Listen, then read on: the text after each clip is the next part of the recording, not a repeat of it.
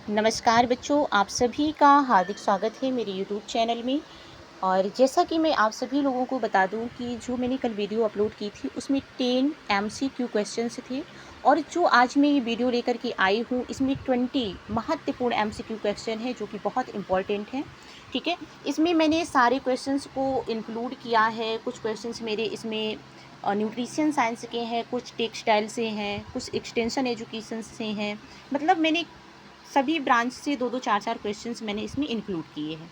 ठीक है, तो अगर मैं बात करूं कि हमारा क्वेश्चन नंबर 1 क्या कह रहा है कि स्टेएटोरिया क्या है। ऑप्शन ए हेपेटिक एंसेफलोपैथी है, ऑप्शन बी गाउट की समस्या है, ऑप्शन सी कुअवशोषण है, या ऑप्शन डी नेफ्रेटिक संलक्षण है। तो इसका सही आंसर क्या हो जाएगा? इसका जो सही आंसर हो जाएगा हमारा कुअवशोषण। ठीक है, इसका सही आंसर क्या हो जाएगा? कुअवशोषण हो जाएगा। लेकिन अगर मैं यहीं पर बात करूं कि हिपैटिक इंसेफ्लोपैथी क्या है, तो ये हमारा क्या है? ये लीवर से संबंधित समस्या है। किससे संबंधित समस्या है? तो ये हमारा किससे है? लीवर से संबंधित है। ठीक है, ये लीवर से संबंधित है। और दूसरा अगर मैं बी ऑप्शन की बात करूं तो ये क्या है? जब हमारी हड्डियों में यूरिक एसिड, क्या है? यूरिक एसिड जब हमारे हड्डियों में जमा होने लगता है तो गाउट की समस्या देखने को मिलती है। और स्टेस्टोरिया जिसका सही आंसर क्या था? कुअवशोषण था। ये क्या है? जब हमारे शरीर में वसा का पाचन नहीं हो पाता है और वसा मल के माध्यम से अधिक मात्रा में हमारे शरीर से निकलने लगती है तो उसे हम क्या कहते हैं? स्टेस्टोरिया के नाम से हम जानते हैं। ठीक है, और नेफ्रोटिक संलक्षण क्या है? तो ये हमारे क्या है? किडनी से संबंधित है। किससे संबंधित है? किडनी से संबंधित ये समस्या है।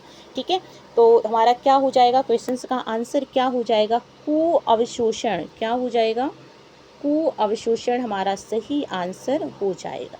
ठीक है, अब हम बात करते हैं अपने अगले क्वेश्चंस की कि अगला क्वेश्चन हमारा क्या है कि भारत में निम्नलिखित में से, यहाँ पर क्या हो जाएगा? निम्नलिखित में से। ठीक है, यहाँ पर निम्नलिखित में से, ठीक है, आप लोग समझ लीजिएगा। निम्नलिखित में से सूक्ष्म पोषक पदार्थों की कमी संबंधी विकारों का, यहाँ पर क्या हो जाएगा? विकारों का क्या हो जाएगा? यहाँ पर विकारों का उच्च बोझ है। मतलब भारत में निम्नलिखित सूक्ष्म पोषक पदार्थों की कमी संबंधी विकारों का उच्च बोझ है। ऑप्शन ए गलगंड, ऑप्शन बी रतौंधी, ऑप्शन सी एनीमिया, या ऑप्शन डी उपरोक्त सभी। तो इसका सही आंसर हमारे क्या हो जाएगा? इसका जो सही आंसर हो जाएगा ऑप्शन, क्या हो जाएगा इसका सही आंसर? एक सेकेंड, इसका सही आंसर क्या हो जाएगा? Option D will be correct answer. गलगंडे की जो समस्या देखने को मिलती है ये आयोडीन की कमी से देखने को मिलती है। ठीक है, आयोडीन की कमी से। और रतौंधी जो हमारा है ये विटामिन ए की कमी से देखने को मिलती है, और एनीमिया जो है ये आयरन की कमी से देखने को मिलता है। ठीक है, तो इसका सही आंसर क्या हो जाएगा? उपरोक्त सभी इसका सही आंसर हो जाएगा। अब अगला क्वेश्चन हमारा क्या है? क्वेश्चन नंबर 3 है कि मैक्रोसिटिक नार्मोक्रॉमिक एनीमिया किस पोषक तत्व की कमी से होता है? विटामिन के, फॉलिक एसिड की कमी से, साइनोकोबालामिन की, या पायरिडॉक्सिन की कमी से होता है। तो विटामिन के हमारा किसमें सहायक है? रक्त का थक्का जमाने में। ठीक है, ये किसमें सहायक है? तो ये ब्लड क्लॉटिंग में, ये ब्लड क्लॉटिंग में सहायता करता है। ठीक है, ये ब्लड क्लॉटिंग में सहायता करता है। और फॉलिक एसिड की अगर हम बात करें, इसका सही आंसर क्या हो जाएगा? फॉलिक एसिड इसका सही आंसर हो जाएगा। लेकिन अगर हम थोड़ा सा फॉलिक एसिड के बारे में जानना चाहें तो इसे हम क्या कहते हैं? इसे हम क्या कहते हैं? B9 के नाम से जानते हैं। ठीक है, क्या कहते हैं? B9 कहते हैं। और इसी को हम क्या कहते हैं? विटामिन एम भी कहते हैं। क्या, एक सेकेंड, सॉरी, एक सेकेंड,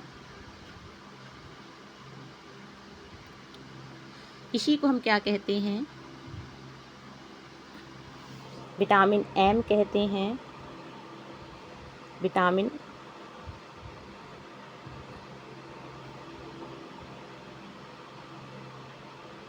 विटामिन एम कहते हैं, इसी को हम विटामिन यू कहते हैं, इसको फॉलिक एसिड को, ठीक है। और इसी को हम विटामिन बी सी के नाम से भी हम इसे जानते हैं, किसे, फॉलिक एसिड को। अगर मैं बात करूं कि फॉलिक एसिड की खोज सबसे पहले किस में की गई थी, तो पालक की पत्तियों में की गई थी, ठीक है। अब अगर हम बात करें थोड़ा सा साइनोकोबाल्मिन के बारे में, तो साइनोकोबाल्मिन जिसे हम विटामिन B12 के नाम से जानते हैं, इसकी कमी से क्या होता है, परनीसियस एनीमिया देखने को मिलता है। क्या होता है,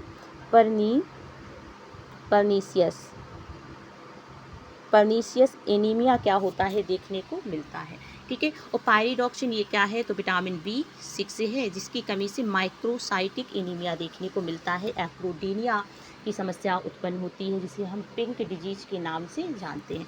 लेकिन जो हमारा आंसर क्या होगा, क्वेश्चन 3 का इसका जो आंसर हो जाएगा, इसका आंसर होगा folic acid will be correct answer. क्या होगा, फॉलिक एसिड इसका सही आंसर हो जाएगा, ठीक है। इतनी बात समझ में आ गई होगी आप लोगों को। अब हमारा अगला क्वेश्चन क्या है, क्वेश्चन नंबर 4 है कि काइलोनीचिया किस सूक्ष्म पोषक तत्व की कमी से होता है, कैल्शियम की कमी से, लोहा की कमी से, पोटेशियम की कमी से, या सोडियम की कमी से होता है। तो ये हमारे किसकी कमी से होता है, ये हमारे लोहा की कमी से देखने को मिलता है। किसकी कमी से, लोहा की कमी से देखने को मिलता है। जब हमारे शरीर में आयरन की कमी हो जाती है ना, तो पहली बात तो हमें क्या होगा, एनीमिया की समस्या देखने को मिलती, एनीमिया होगा। और अगर मैं वहीं पर बात करूँ काइलोनीचिया की, तो इसमें क्या होता है, स्पून नेल, चम्मच की आकृति के नाखून हो जाते हैं। इसमें नाखून अंदर की ओर धंसे हुए होते हैं, अंदर की ओर धंस जाते हैं नाखून, गड्ढे जैसे संरचना हो जाती है नाखूनों में, ठीक है।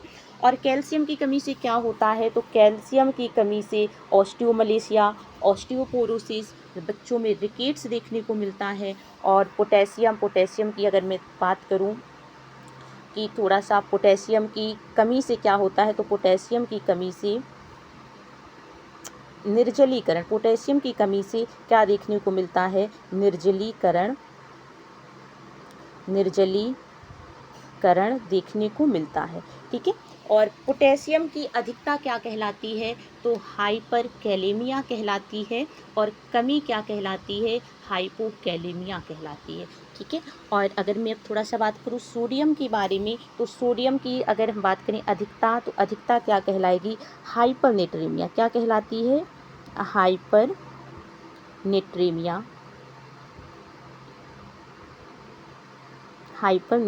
कहलाती है। और कमी क्या कहलाती है, हाइपोनेट्रेमिया कहलाती है, ठीक है। इतनी बात समझ में आई होगी, मुझे उम्मीद है। अब हम आगे अपने क्वेश्चंस की बात करते हैं। क्वेश्चन नंबर 5 है कि भोजन में प्रोटीन और कैलोरी की गंभीर कमी के कारण होता है, क्या होता है। अगर हम ये क्वेश्चंस पढ़ रहे हैं, प्रोटीन, कैलोरी, तो कहीं ना कहीं हमें समझ में आ रहा है कि PEM, प्रोटीन एनर्जी माल न्यूट्रिशन की बात कर रहा है, ठीक है। PEM से जो समस्या उत्पन्न होती है हमारी, किससे, PEM, प्रोटीन एनर्जी माल न्यूट्रिशन। तो एक तो हमारी होती है क्वाशियोरकर होती है, क्या होती है, क्वाशियोरकर होती है, ठीक है। और दूसरी जो हमारी देखने को मिलती है मेरास्मस होती है, क्या होती है, मेरास्मस होती है। जो क्वाशियोरकर में है ना, तो इसमें क्या होता है, इसमें क्या होता है, प्रोटीन, केवल प्रोटीन की कमी से हमें क्या देखने को मिलता है, हमें क्वाशियोरकर देखने को मिलता है। लेकिन जो मेरास्मस है मेरास्मस हमारा क्या होता है, ये कैलोरी एंड प्रोटीन दोनों की कमी से देखने को मिलता है, किसमें, मेरास्मस में, ठीक है। तो इसका जो आंसर क्या होगा कि भोजन में प्रोटीन और कैलोरी की गंभीर कमी के कारण क्या होता है, प्रोटीन की भी कमी हो रही है और कैलोरी की भी कमी हो रही है। तो इसका सही आंसर क्या हो जाएगा, मेरास्मस इसका सही आंसर हो जाएगा। ये कितने वर्ष के बच्चों में देखने को मिलता है, तो ये 6 से 18 मंथ के बच्चों में देखने को मिलता है। कितने में, 6 से 18 मंथ के बच्चों में देखने को मिलता है। मेरास्मस एक ग्रीक भाषा का शब्द है, किसका शब्द है, एक ग्रीक भाषा का शब्द है। इसमें बच्चों में कौन कौन से सिम्टम्स देखने को मिलते हैं, तो इसमें बच्चों में जैसे हमारा मंकी फेस है, ठीक है, मंकी फेस, मंकी फेस, ठीक है। और क्या होता है, पिंजन चेस्ट देखने को मिलता है। क्या देखने को मिलता है, पिंजन चेस्ट, पिंजन चेस्ट देखने को मिलता है, ठीक है। त्वचा रूखी सूखी बेजान हो जाती है, बच्चों को भूख नहीं लगती, वृद्धि अवरुद्ध होने लगती है क्योंकि प्रोटीन की कमी हो रही है इसके कारण, ठीक है। तो इसका जो सही आंसर क्या हो जाएगा, इसका जो सही आंसर हो जाएगा मेरास्मस, इसका क्या होगा, सही आंसर हो जाएगा। स्कर्वी जो है विटामिन सी की कमी से होता है, बेरी B1 थायमिन की कमी से देखने को मिलता है, और जो गंडमाला जिसे हम ग्वाइटर कहते हैं ये आयोडीन की कमी से देखने को मिलता है। जो हमारी थायराइड ग्रंथि होती है वो क्या होती है, फूल जाती है, ठीक है। ठीक है, अब अगली बात करें, अगर हम अगले क्वेश्चंस की बात करें कि ICMR निन 2020 RDA सारणी के अनुसार प्रति 1000 कैलोरी पर फाइबर की प्रतिदिन कितनी मात्रा निश्चित की गई है। मतलब कि अगर आप पर डे 1000 कैलोरी ले रहे हैं तो आपको, जैसे आप 1000 कैलोरी ले रहे हैं तो आपको पर डे कितना फाइबर ग्रहण करना चाहिए, 15 ग्राम, 25 ग्राम, 35 ग्राम या फिर 30 ग्राम फाइबर ग्रहण करना चाहिए। तो इसका जो सही आंसर क्या होगा, 15 ग्राम इसका सही आंसर हो जाएगा। अगर आप 1000 ले रहे हैं तो आप 15 ग्राम फाइबर आप क्या करेंगे, ग्रहण करेंगे। अगर आप क्या कर रहे हैं, 2000 कैलोरी आप पर डे इंटेक कर रहे हैं तो आप क्या करेंगे, 30 ग्राम फाइबर क्या करेंगे, आप पर डे इंटेक करेंगे, ठीक है। लेकिन हमारे जो क्वेश्चंस का आंसर क्या होगा, 15 ग्राम इसका सही आंसर हो जाएगा। अब आगे बढ़ते हैं, अगला क्वेश्चन हमारा क्या है कि भोजन में ऊर्जा का सबसे अच्छा की बात करें या हम मुख्य की बात करें कि मुख्य रूप से या सबसे अच्छा स्रोत क्या है ऊर्जा का, कार्बोहाइड्रेट है, वसा है, प्रोटीन है या फिर हमारा विटामिन है। तो इसका सही आंसर क्या हो जाएगा, कार्बोहाइड्रेट इसका सही आंसर हो जाएगा, ठीक है। हम क्या करते हैं, 55 से 60%, क्या करते हैं, 55 से 60% हम जो ऊर्जा ग्रहण करते हैं हम किससे करते हैं, कार्बोहाइड्रेट से ही हम ग्रहण करते हैं, ठीक है। और वसा की अगर हम बात करें, अगर मैं बात करूँ वसा क्या है, तो ये ऊर्जा का सांद्र स्रोत है। क्या है, ऊर्जा का सांद्र स्रोत है, वसा है। मुख्य स्रोत क्या है, कार्बोहाइड्रेट है। अगर आप 1 ग्राम कार्बोहाइड्रेट ग्रहण कर रहे हैं तो आपको 4.2 कैलोरी क्या होगी, आपको मिलेगी। अगर आप 1 ग्राम वसा इंटेक कर रहे हैं तो 9.2 कैलोरी आपको क्या होगी, मिलेगी। अगर आप प्रोटीन 1 ग्राम इंटेक कर रहे हैं तो 4.2 कैलोरी आपको क्या होगी, प्राप्त होगी, ठीक है। तो इसका हमारे क्वेश्चंस का सही आंसर क्या होगा, कार्बोहाइड्रेट इसका सही आंसर हो जाएगा, क्योंकि इसने बात की अच्छा रूप या मुख्य रूप क्या है हमारे इसका ऊर्जा का। तो इसका सही आंसर क्या हो जाएगा, कार्बोहाइड्रेट इसका सही आंसर हो जाएगा। अब अगला क्वेश्चन क्या है हमारा कि डिब्बाबंद जैम जेली पर कौन सा मार्क लगा रहता है। Option A Agmark, option B ISI mark, option C FPO, option D hallmark लगा रहता है। कौन सा मार्क लगा रहता है, तो अगर मैं बात करूँ, सबसे पहले चारों ऑप्शंस की मैं बात कर लूँ कि अगर मैं बात करूँ एग मार्क ये कब आया था, हमारे 1937 में आया था। कब आया था, 1937 में। जितने भी हमारे कृषि उत्पाद हैं, कौन से, जितने भी कृषि उत्पाद हैं हमारे, ठीक है, कृषि उत्पाद में क्या लगाया जाता है, एग मार्क लगता है, ठीक है। और उसके बाद हमारा ISI मार्क क्या है, तो जो ISI मार्क है ये कब आया था, तो ये 1947 में ये अधिनियमित हुआ था। लेकिन इसमें जो लाइसेंस बनने लगे थे 1952 से लाइसेंस इसमें बनने लगे थे, किसमें, ISI, ठीक है। और इसमें जो ये लगाया किसमें जाता है, ISI मार्क, तो जितने भी हमारे बिजली उत्पाद हैं, बिजली उपकरण हैं, उनमें क्या किया जाता है, ISI मार्क लगाया जाता है। अगर मैं बात करूँ इसके फुल फॉर्म की क्या है, तो इंडियन स्टैंडर्ड इंस्टीट्यूट, ठीक है। इसका फुल फॉर्म में क्या होगा, ISI का, Indian standard institute.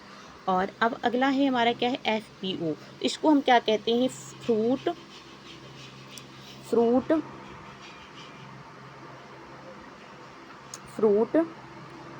Product order. क्या है हमारा फ्रूट प्रोडक्ट ऑर्डर, ठीक है। फ्रूट प्रोडक्ट ऑर्डर है, ये कब आया था, सरकार ने जनता को इसके बारे में जानकारी कब दी थी, तो ये 1946 में इसकी सरकार ने जानकारी दी, ठीक है। ये लागू कब से हुआ, 1955 से ये लागू हुआ था।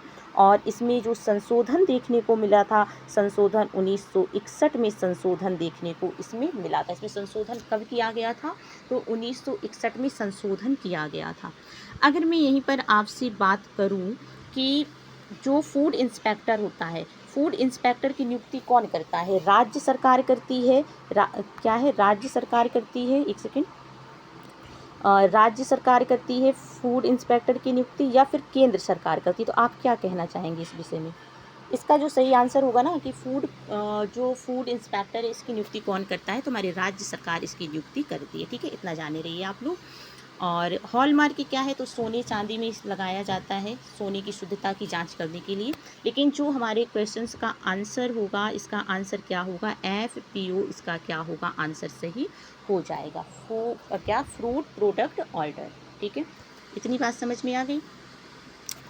अब हमारा अगला क्वेश्चन क्या है, ये टेक्सटाइल का क्वेश्चन है कि बिलियर्ड परिधान का प्रयोग किया जाता है तौलिया बनाने में, थैला निर्माण में, अधोवस्त्र मतलब अंडरगारमेंट्स बनाने में, या फिर हमारे क्या है मेज पोस्ट बनाने में इसका प्रयोग किया जाता है। तो तौलिया बनाने के लिए हम किसका प्रयोग करते हैं, तो या तो हम कॉटन का प्रयोग करते हैं, ठीक है, या तो फिर हम इसके लिए लिनन का प्रयोग करते हैं, ठीक है, तो ये तो होगा नहीं।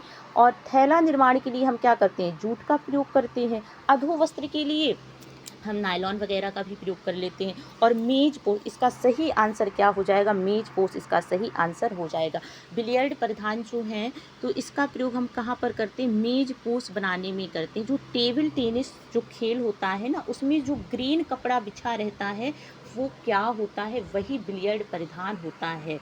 ये किस कलर का होता है बिलियर्ड परिधान, तो ये मतलब कि मुख्यतः ये ग्रीन कलर का हमें देखने को मिलता है। किस रंग का देखने को मिलता है, तो ये हमें ग्रीन, ठीक है, ग्रीन रंग का ये क्या होता है देखने को मिलता है, ठीक है। इतनी बात समझ में आ गई होगी। तो इसका सही आंसर क्या हो जाएगा, मेज पोस्ट इसका सही आंसर हो जाएगा कि बिलियर्ड परिधान का प्रयोग किया जाता है तो मेज पोस्ट बनाने में हम इसका प्रयोग करते हैं, ठीक है।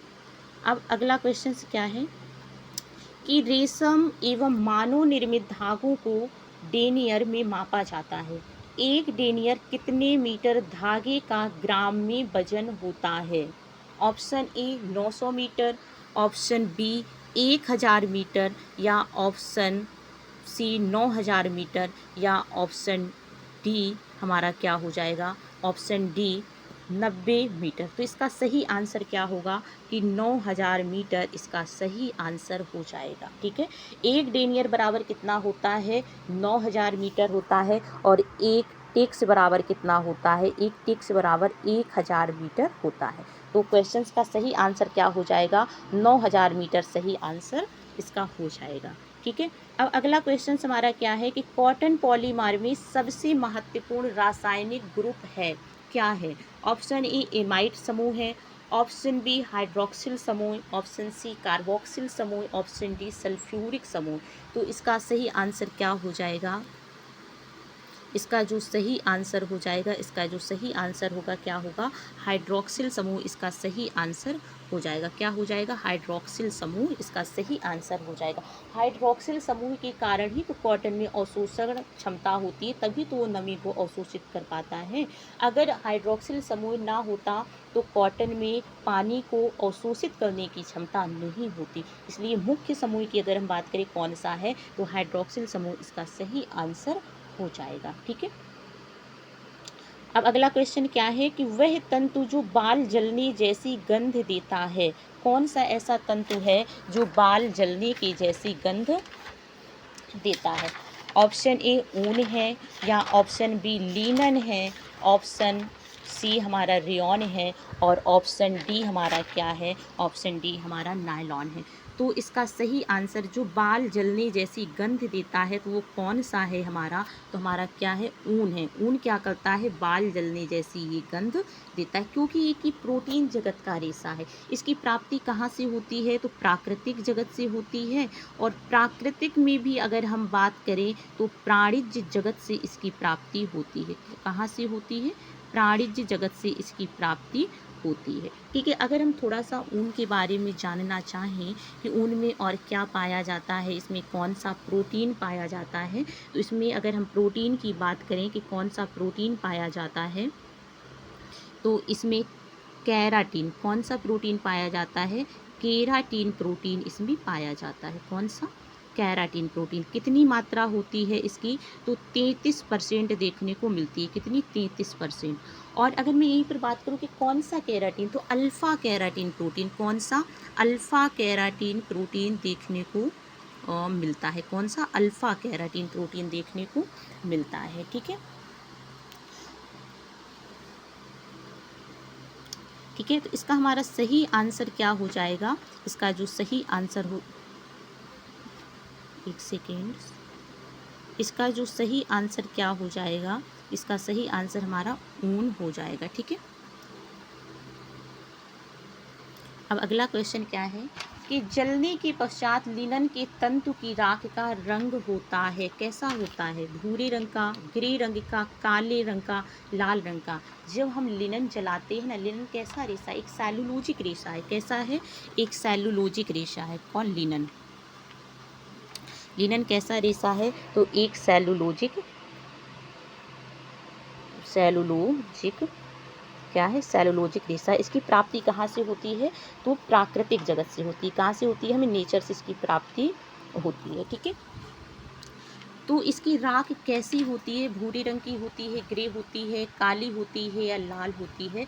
तो जो लिनन की जो राख होती है वो भूरे रंग की हमें देखने को मिलती है। कैसी देखने को मिलती है, भूरे रंग की राख, ब्राउन कलर की राख देखने को मिलती है। अगर मैं वही बात करूँ ग्रे रंग की राख, तो ग्रे रंग की राख किसकी होती है, कॉटन। जब कॉटन जलता है ना, तो कॉटन की जो राख निकल, जो कॉटन जब जलता है ना, तो जो कॉटन की जो राख होती है ना, राख उसकी ग्रे रंग की होती है। और जो लौ होती है उसकी क्या होती है, कॉटन की, कॉटन की राख ग्रे रंग की होती है। और जो लौ होती है, लौ पीले रंग की लौ हमें देखने को मिलती है। कैसी लौ, पीले रंग की लौ देखने को मिलती है। लेकिन क्वेश्चंस का जो आंसर है वो क्या सही होगा, तो क्वेश्चंस का जो आंसर है वो, क्योंकि लिनन की बात कर रहा है तो इसलिए इसका आंसर भूरा, ठीक है, भूरे रंग की राख इसमें देखने को मिलती है। ठीक है, अब अगला क्वेश्चन क्या है, लिनन कहाँ से प्राप्त किया जाता है, लिनन कहाँ से प्राप्त किया जाता है, फ्लैक्स से, कपास से, रबड़ से या फिर ऊन से, कहाँ से प्राप्त होता है। तो लिनन, सभी को पता है कि लिनन की जो प्राप्ति है वो फ्लैक्स नामक पौधे से प्राप्त होती है। कहाँ से, फ्लैक्स नामक पौधे से प्राप्त होती है। ठीक है, और लिनन कैसा है, तो ये हमारा प्राकृतिक जगत का रेशा है। प्राकृतिक में भी ये कैसा है, तो ये सेलुलोज जगत का रेशा है। सेलुलोज जगत का सबसे लंबा रेशा है, तो ये क्या है हमारा, अगर मैं बात करूँ सेलुलोज जगत का सबसे लंबा रेशा की बात करूँ तो हमारा क्या है, हमारा लिनन है। कौन सा, क्या है, लिनन है। और अगर हम थोड़ा सा और लिनन के बारे में जानना चाहें कि लिनन में ऊन क्या, सॉरी, गूंद कितना पाया जाता है और कौन सा गूंद पाया जाता है, अगर हम इनके बारे में चर्चा करना चाहें, ठीक है, तो इसमें कौन सा गूंद पाया जाता है, गूंद की अगर हम बात करें कि गूंद कौन सा इसमें पाया जाता है, तो पैक्टिन नामक गूंद पाया जाता है। कौन सा गूंद पाया जाता है, पैक्टिन। कौन सा, पैक्टिन नामक गूंद इसमें पाया जाता है। कितना पाया जाता है, तो इसमें 25% पैक्टिन नामक गोंद होता है। और जो सेलुलोज होता है, सेलुलोज इसमें कितना होता है, 66 से 70% सेलुलोज देखने को मिलता है। किसमें, लिनन में। अगर मैं इसके रेशे की लंबाई की बात करूं कि हम कहते हैं ना कि सेलुलोज जगत का सबसे लंबा रेशा है कौन, लीनन है। तो इसकी लंबाई कितनी होती है? इसकी लंबाई के बारे में अगर हम जानना चाहें तो इसकी लंबाई कितनी होती है, तो 10 से 20 इंच। कितनी होती है? 10 से 20 इंच। 10 से 20 इंच क्या होती है? इसकी लंबाई होती है। ठीक है, तो ये था हमारा थोड़ा सा लीनन का से रिलेटेड थोड़ा सा कंटेंट था।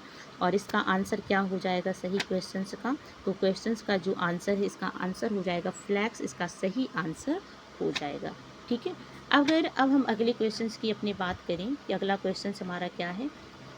अब ये क्वेश्चन जो हमारा है ना, ये क्वेश्चन है हमारे होम मैनेजमेंट का, कि निर्णय लेने की प्रक्रिया को प्रभावित करते हैं। कौन प्रभावित करता है? लक्ष्य और मूल्य प्रभावित करते हैं, या हमारा लिविंग स्टैंडर्ड प्रभावित करता है, जो हमारे रहन सहन का स्तर है वो प्रभावित करता है, या आवास की स्थिति प्रभावित करती है, या परिवार के सदस्य प्रभावित करते हैं। तो अगर मैं बात करूँ सबसे पहले निर्णय की, तो निर्णय क्या है? निर्णय हमारी क्या है? प्रबंधन की सबसे छोटी इकाई है। क्या है? प्रबंधन की सबसे छोटी इकाई है। कौन? निर्णय। छोटी इकाई। ठीक है, प्रबंधन की सबसे छोटी इकाई है, तो कौन है? तो ये निर्णय जो है हमारी, ये प्रबंधन की सबसे छोटी इकाई है। ठीक है, निर्णय का मतलब क्या होता है? हम निर्णय कब लेते हैं? जब हमारे पास कई सारे विकल्प होते हैं, तभी हमें निर्णय लेने की आवश्यकता होती है। और निर्णय का शाब्दिक अर्थ क्या है? काट देना। काट देने का मतलब है कि जैसे हमारे पास 4 ऑप्शन हैं, उसमें हमने जो सर्वश्रेष्ठ ऑप्शन था, जो सबसे अच्छा ऑप्शन था, हमने उसको चुन लिया। ठीक है, तो वही क्या कहलाया? निर्णय कहलाया। कि मतलब जो इसके पीछे जो 3 ऑप्शन है ना, अब इसके ये टक्कर में नहीं है। सबसे जो वेस्ट ऑप्शन था, जो हमने चूज़ किया है, वही ऑप्शन क्या था? सबसे उपयुक्त था, सबसे बेस्ट था। तो जब हमारे पास कई सारे ऑप्शन होते हैं, तब हमें निर्णय लेने की आवश्यकता पड़ती है।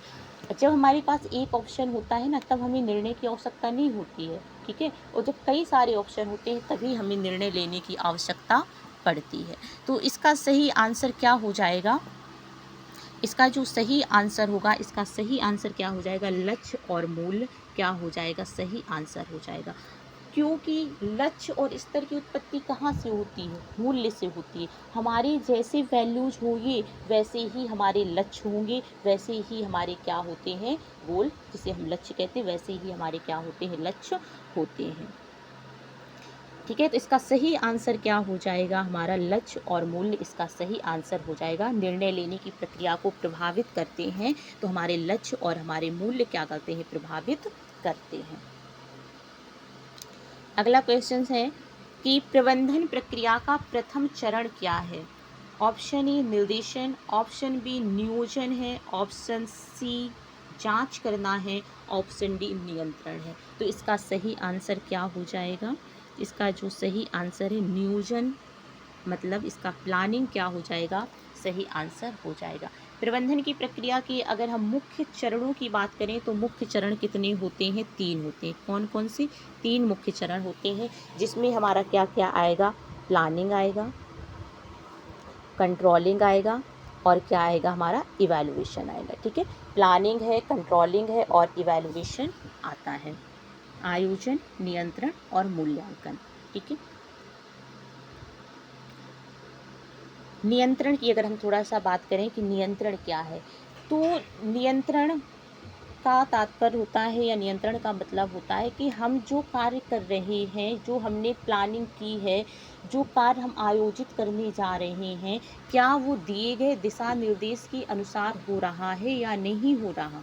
अगर नहीं हो रहा है, तो हम समय रहते क्या करें? अपने कार्य को सुधार सकें, ताकि हमें क्या हो? हमारे लक्ष्य की प्राप्ति, हमें हमारे उद्देश्य की प्राप्ति हो सके।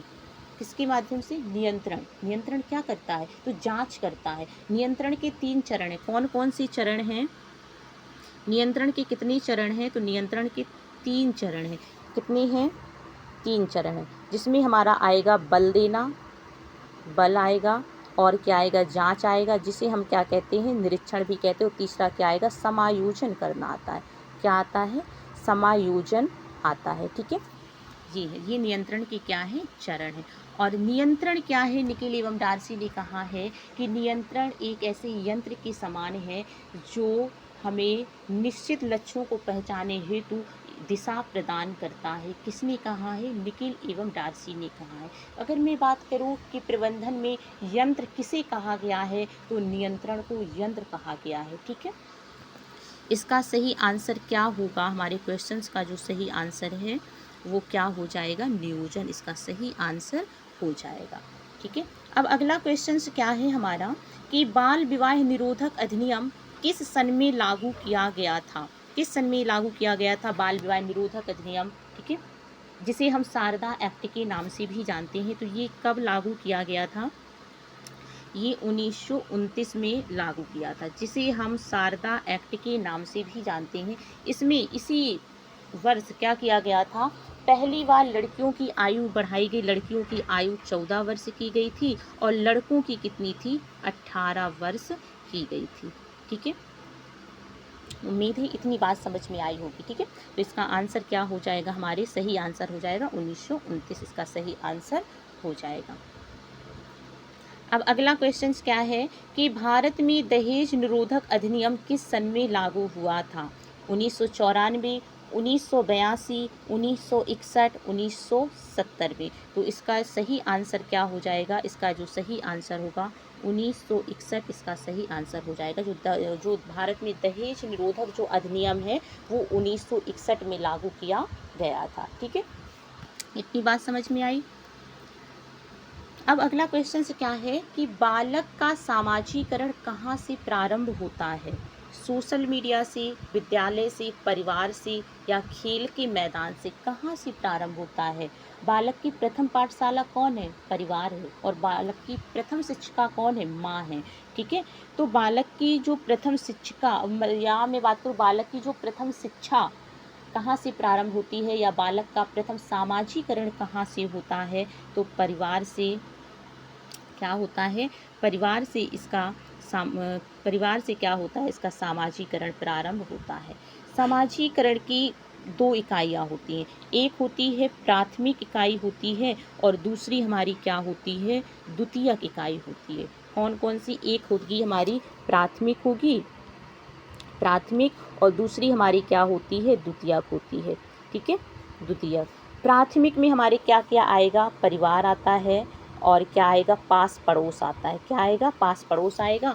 और द्वितीयक में हमारी क्या आएगा? तो जैसे हमारा विद्यालय है और मित्र हैं और मैगजीन पत्रिका है, सोशल मीडिया है, कोई धार्मिक स्थल है, ये सब क्या है? द्वितीयक एजेंसी के अंतर्गत आते हैं।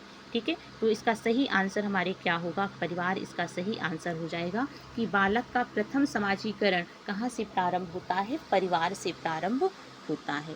ठीक है, अब अगला क्वेश्चन हमारा क्या है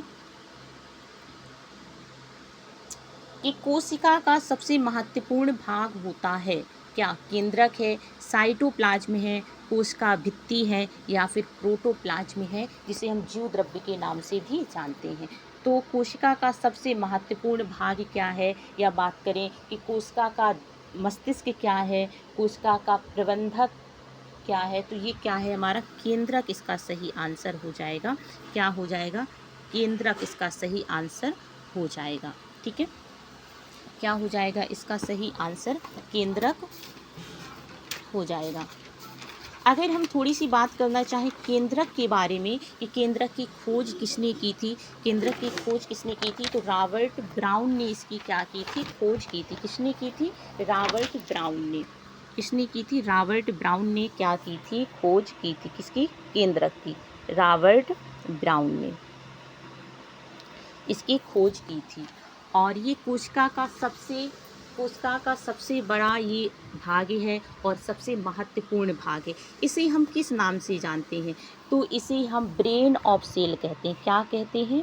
इसे हम क्या कहते हैं? ब्रेन ऑफ सेल के नाम से जानते हैं। ब्रेन ऑफ सेल मतलब कि कोशिका का मस्तिष्क कहते हैं, और इसे ही हम क्या कहते हैं? मैनेजर ऑफ सेल के नाम से हम क्या करते हैं? जानते हैं। क्या कहते हैं? Manager of sale. क्या कहते हैं? मैनेजर, और मैनेजर ऑफ सेल के नाम से हम इसे जानते हैं। किसको? केंद्रक को। अगर मैं थोड़ा सा बात करूँ केंद्रक के भाग कितने होते हैं, तो केंद्रक के 4 भाग होते हैं। कौन कौन से भाग हैं वो केंद्रक के 4 भाग होते हैं। एक हमारा होगा केंद्रक झिल्ली। क्या होगा? केंद्रक झिल्ली होता है, ठीक है। क्या होगा? न्यूक्लियस मेम्ब्रेन, केंद्रक झिल्ली। और दूसरा हमारा क्या होता है? केंद्रक द्रव्य होता है। क्या होगा?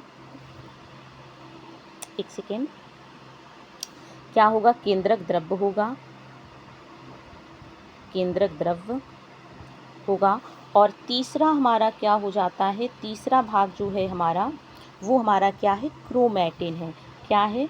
तीसरा भाग हमारा क्या है? क्रोमैटिन है, जो कि एक धागे नुमा संरचना होती है, ठीक है। ये क्या है? क्रोमैटिन है। कोशिका विभाजन के समय यही क्रोमैटिन पृथक होकर के छोटे और मोटे हो जाते हैं और गुणसूत्र का रूप धारण कर लेते हैं, ठीक है। और चौथा हमारा क्या है? तो केंद्रिका है, जिसको हम न्यूक्लियोलस के नाम से जानते हैं।